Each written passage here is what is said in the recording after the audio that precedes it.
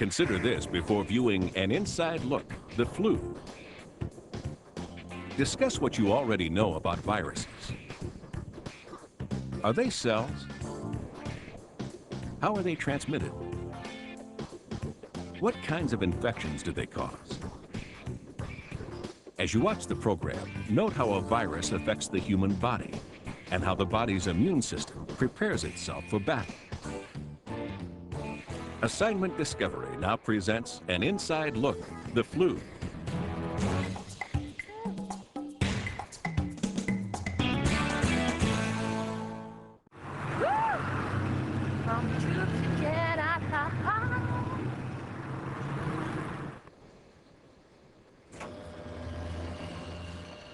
Holly Jones is a healthy young woman. Hi, Mayfield Stanley. 6th floor. Thank you. But her body is about to become a battlefield. Can you hold the doors, please? Hold on.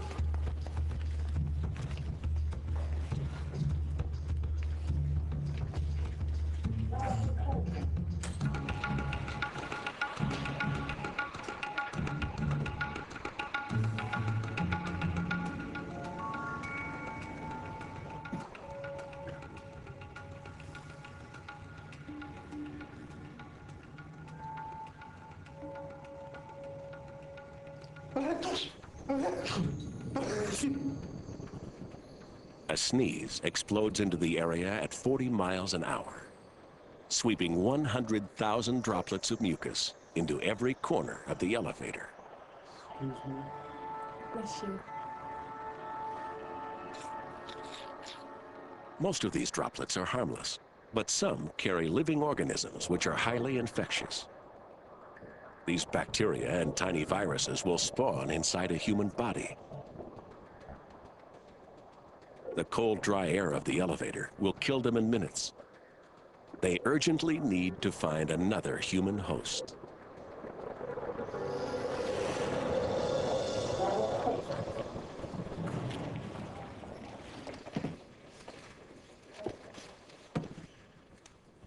I'm a singer. Are you hoping to give up your day job then? Yeah, the uniform's too hot. The invaders have found refuge in Holly's nose, but they're not safe yet. First, they must get through the forest of hairs which lines her nostril. These hairs are her first line of defense. They trap nearly every particle she breathes in. The invaders are swamped by a wave of mucus. For the bacteria, this is as far as they will get. An enzyme in the mucus dissolves them away. But just one spiky virus survives.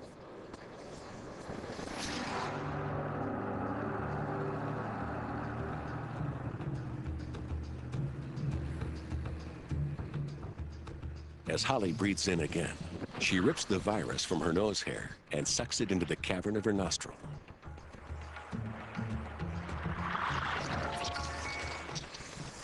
This is one of the more common viruses, called influenza B. It's on a mission to multiply. And to do so, it has to hijack a particular kind of human cell found in the lining of Holly's throat. The virus is now at the top of Holly's nostril. If it can reach her throat, it has the power to cause her total misery.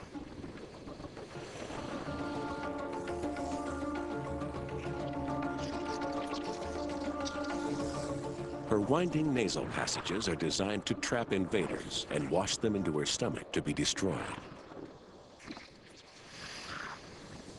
But Holly's own breath pulls the virus free yet again, closer and closer to her throat.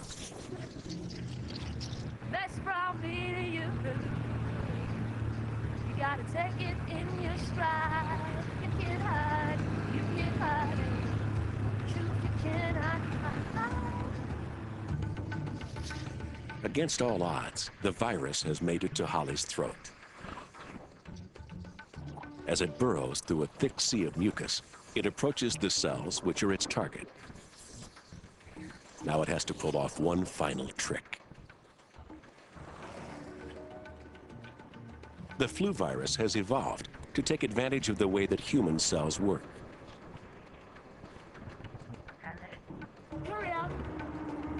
Holly's cells communicate with each other using proteins as messengers.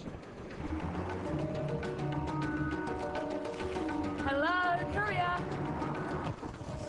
The spikes on the virus allow it to impersonate one of these proteins. It docks with receptors on the surface of Holly's cell. The cell is fooled. It reads the virus as a harmless protein. The virus slips inside. The first stage of the invasion is complete.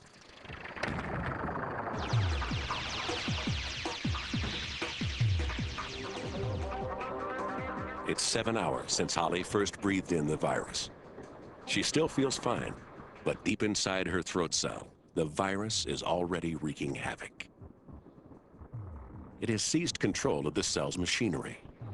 Instead of making proteins, the cell is manufacturing components for thousands of new viruses.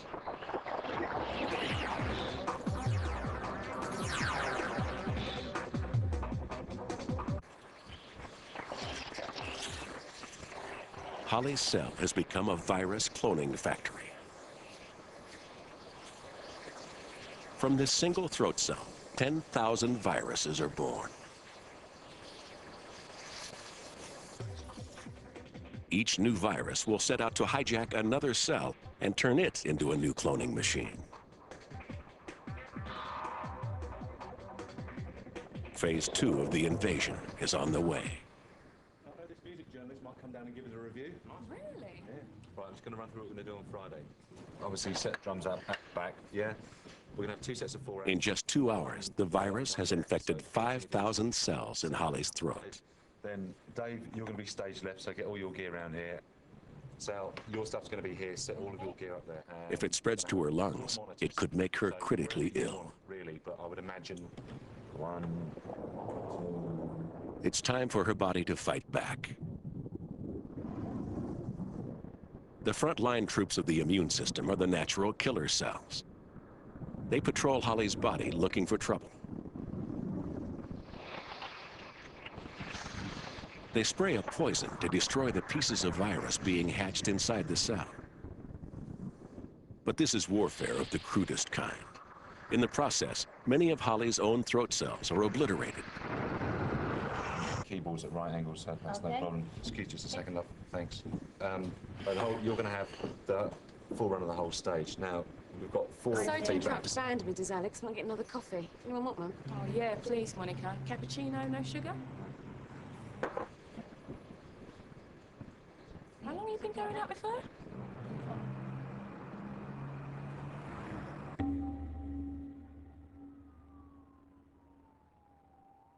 The crude methods of the natural killer cells aren't enough to contain the virus. It's now breeding inside 500,000 of Holly's throat cells. Somewhere in her body, she does possess the ultimate weapon against influenza B.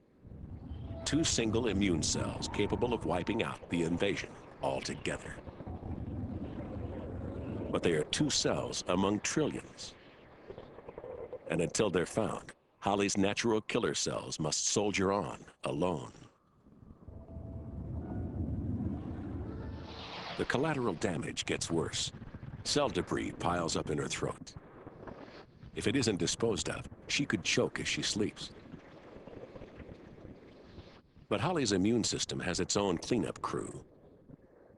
These macrophages dispose of cell debris in a simple way. They eat it.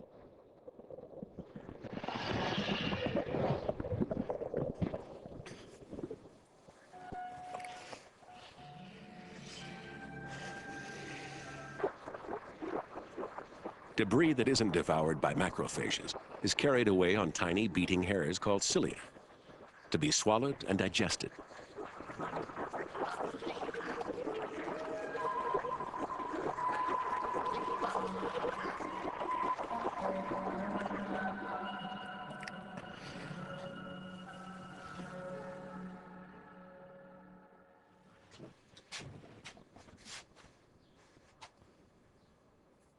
For the first time, Holly can feel the effects of the battle being waged beneath her skin.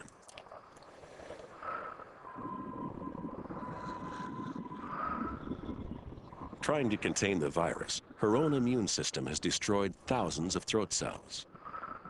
Holly's throat has become raw and swollen and sore.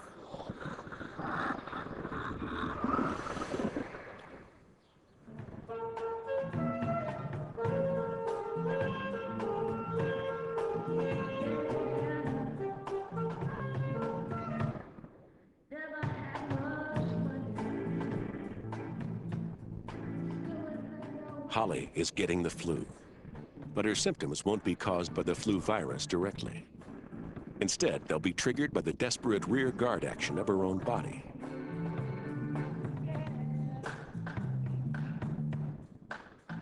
The next phase in Holly's immune response has begun. Now her whole body will be recruited into the battle against the virus, and her well-being will be sacrificed until the war is won.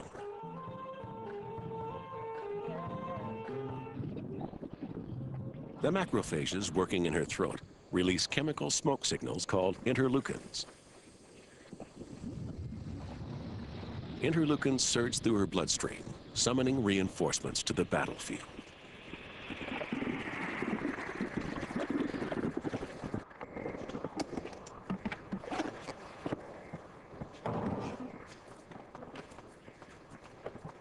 The interleukins also make Holly feel terrible.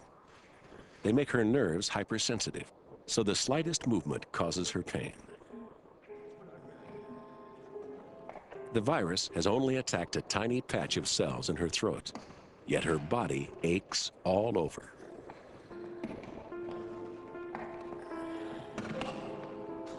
Just go and get some rest. You'll be fine. But her pain has a purpose. Holly's body is telling her to slow down. She'll need every ounce of energy to defeat the virus.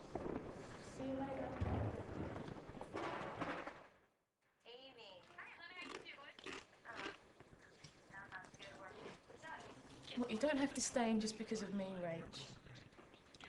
Actually, I'm not. I'm going out in a minute. Look, are you all right? Do you need anything? I'm freezing. You just don't care. See you later. The interleukins have opened up a new front against the virus. Holly's brain contains a natural thermostat, which keeps her body temperature at a steady 98.6 degrees. Unfortunately, this temperature provides a perfect breeding ground for influenza B. So the interleukins turn her thermostat up. This tricks her body into thinking it's cold. She shivers to heat herself up. Holly is getting a fever.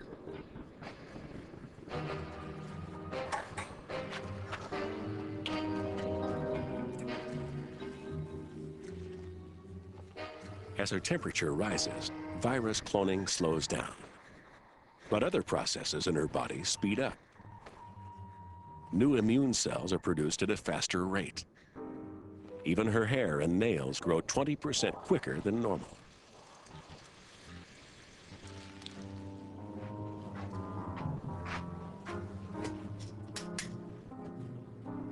Holly's raised temperature makes the blood vessels around her brain swell. The pressure gives her a throbbing headache.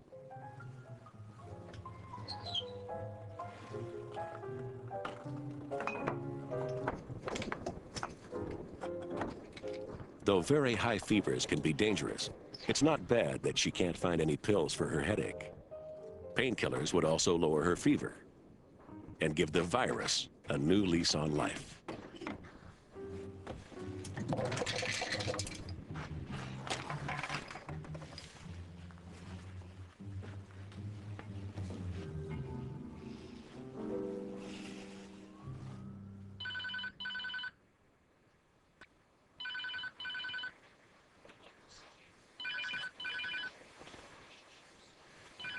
Holly feels dreadful, but her immune system will make her suffer for as long as it takes to defeat the virus. Hello? Oh, hi, Dave. Yeah. Yeah, much better. No, really, I'll be fine. News from the front isn't good. More and more killer cells have arrived in her throat, but millions of new viruses are still being spawned. Okay. Well, come and check on me in the morning. All right. See you then. Yeah. Bye.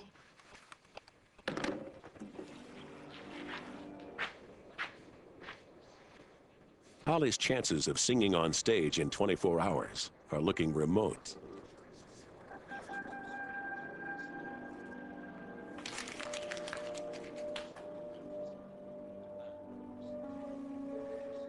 Her body is losing the war.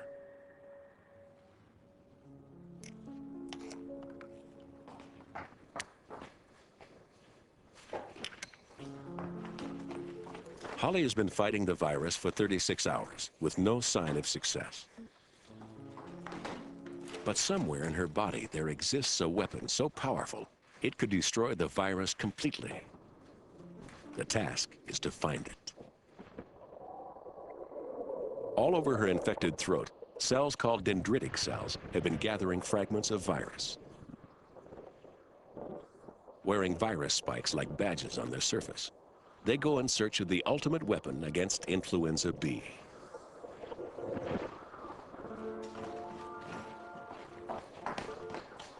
You're not eating anything.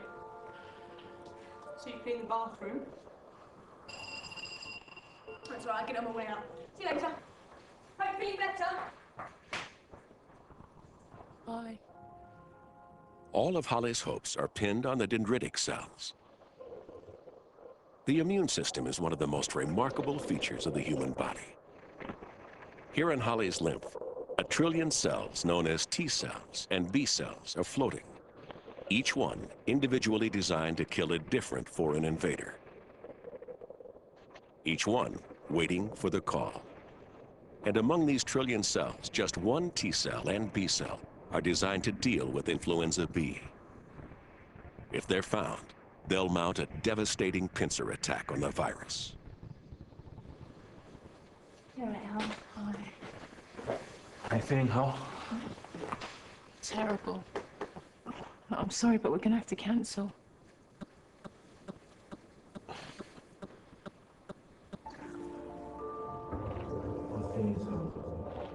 A dendritic cell reaches one of Holly's lymph glands. It offers up its virus spikes, seeking out the one cell which might recognize the virus.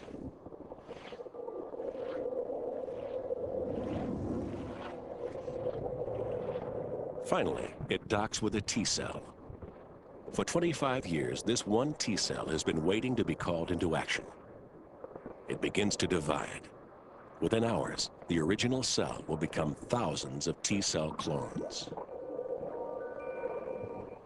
You don't look good. No? Sorry. What about a meal? That the minute I'm not around, you let Alex kick me out. Going into the building, and he grabbed the door as he went in instead of holding it open. He grabbed the door, closed. I don't trust anybody. It's like So who's this Monica then? the sweetest looking little She's Alex's girlfriend. He wanted her in the band from the beginning. ass. Can she sing? She knows the songs. She hasn't got the stinking flu. They'll be on stage now.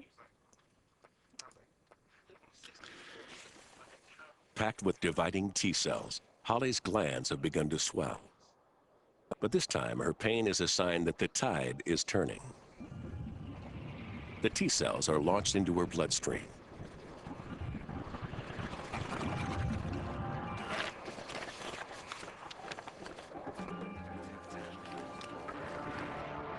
In Holly's throat, the T cells arrive in the thousands.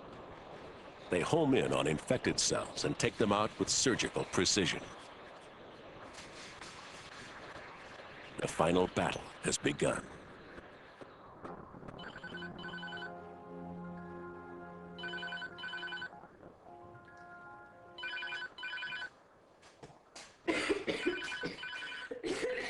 Holly's cough is further evidence that the T cells are winning.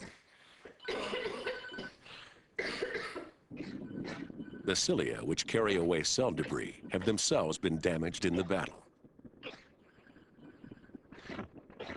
Now, the only way Holly can clear this debris from her throat is by coughing. Phone right now, so just leave your name and your message and we'll get back to you as soon as possible. Bye.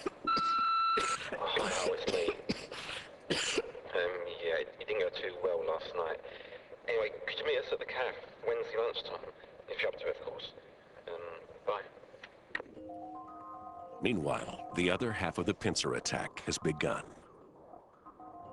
In Holly's lymph, a B cell has recognized a virus spike and begun to clone itself. Unlike T cells, B cells don't go to the battlefield. Instead, they manufacture millions of minute proteins called antibodies. Like tiny heat-seeking missiles, the antibodies target newborn viruses, locking onto their spikes. Smothered in antibodies, the viruses are paralyzed. They can no longer infect Holly's cells. The invader has no place to hide. The viruses breeding inside cells are killed by T cells. Free-floating viruses are neutralized by antibodies. Between them, they will wipe the virus out.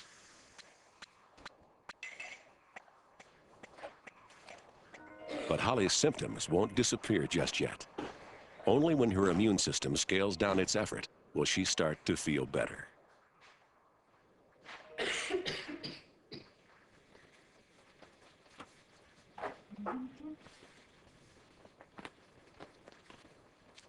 It has taken a week for Holly's body to beat the virus. On the battlefield, new throat cells are starting to grow. Most of the T cells, their job done, shrivel and die. But some, known as memory cells, will patrol her body forever. The memory cells make Holly immune. If the virus tries to invade again, they'll instantly wipe it out. But influenza B has one more trick to play. It can mutate so that the next time Holly's memory cells might not recognize it. And she'll get ill all over again. Though Holly no longer has flu, the last few viruses remain in her saliva.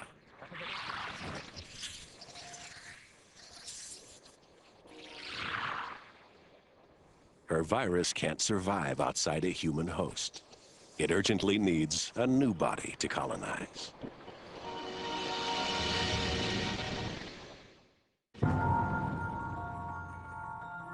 Keep watching. Discussion questions and activity and resources for an inside look, the flu, are up next on Assignment Discovery.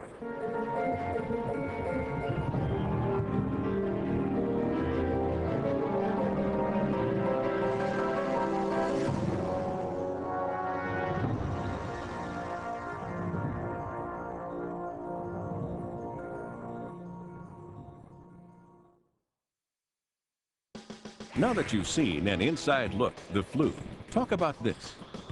In the past century, the widespread use of vaccines has saved many lives. Explain how vaccines work.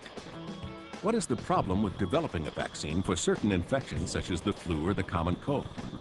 If everyone could be immunized, would the virus still exist? Why or why not? Now try this. Write a play that reenacts the battle between an invading virus and the human immune system. Consider the key characters, costumes, and set design. Log on to discoveryschool.com/teachers for curriculum materials and resources to support an inside look, the flu. To learn more, Assignment Discovery suggests The Immune System by Mark Friedlander and Dr. Terry Phillips.